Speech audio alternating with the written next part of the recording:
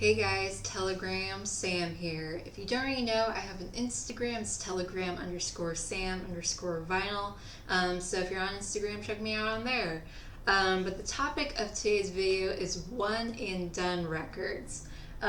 These are records that for some reason or another, a band or an artist just never put out more than one record. Yeah, I just picked some of my 5 favorite ones that I have in my collection, so let's get into it. First off, we have Evolution of the Stickman by the Offbeats. I kind of just blindly bought this because it kind of looked like a sort of a copycat replacement sort of band, but I was actually nicely surprised when I put it on my turntable, and it's a really killer hardcore punk rock garage band. Really killer. This originally came out in 1987. I would say their sound kind of reminds me if you were to mix like the Dead Kennedys, Dead Boys, and like a little bit of like early Cramps. That's sort of the vibe they give me. But yeah, I couldn't find a lot of information about this band besides that they're from Mentor, Ohio, and that they were active from 1983 to 1987 when this came out. They had released a few EPs and singles before this, and then they released this album, and then I guess just disbanded. They probably just didn't have the money or the backing from a label to keep on making music, so this was the only album we got from them. Next up, we got oh gosh, throwing throwing records around. This is I Don't Know What's on Your Mind by Spider's Web. This came out in 1976. This is a really killer funk soul kind of jazzy disco sort of mix record. This is made up of Carol Kaye, who was a part of the famous session group The Wrecking Crew. She played bass in that, and she also plays bass and sings on this album. And she did this with her husband, Kenneth Rawld Rice, and some other like session musicians.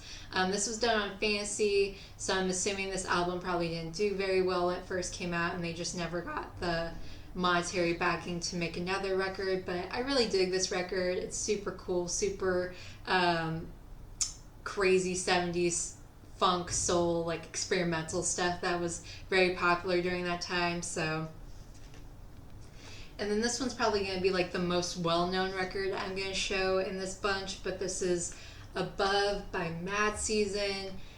This is just such a great alt rock, blues rock, grunge album. I mean, this is probably my favorite album that came from that whole scene, and probably one of my favorite albums from the 90s. This was made up of Mike McCready from Pearl Jam, Lane Staley from Alice in Chains, Barrett Martin, who was in Screaming Trees, I mean.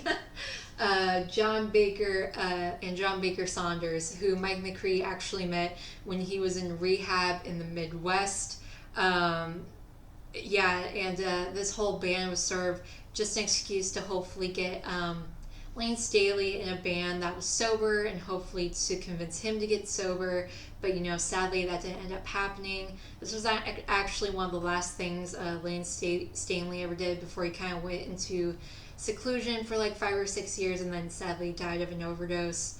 And John Baker Saunders actually relapsed in 1999 and also died of a drug overdose. So super sad ending to this amazing band that would have been so cool to hear more from. Next up, we got Welcome to the World of Riot by Riot. This came out in 1974. I would describe this as like Latin funk, soul. It's kind of like a perfect mixture if you were to mix Santana and War. Super killer. Love this album. This was a passion project that 2 producers from Motown did, Nick Zessis and Dino Fikaris. Super cool. Probably another thing where it just didn't sell that well, and Motown just didn't want to financially back them, so no more records for Riot, but I love this record. It's killer. And then last but not least, probably my favorite in this bunch, this is The History by Cradle. This is kind of cheating because this is an actual album. This is more of like just a comp album that came out originally in 2010 on CD. It was self-released, and then in 2020 they released a nice vinyl edition for one of the record store days last year. But yeah, Cradle was a killer all-female rock group that was active from 1969 to 1973. They played in Detroit, so their sound was very typical of that late Detroit sound of hard rock, blues rock, psych. They played with artists like the MC5, the Stooges, Bob Seger, Alice Cooper, and these are made up of the Quattro sisters. So you got Susie Quattro, Patty Quattro, and Nancy Quattro. And they also brought in a few other women to also play throughout their years that they were active. It's just sad because they were just so ahead of their time, and unfortunately there wasn't a commercial way to sell an all-girl rock band during that time. There just wasn't any all-girl rock bands during this time, and a lot of record companies just were not willing to take that monetary chance on them and to fund an album for them.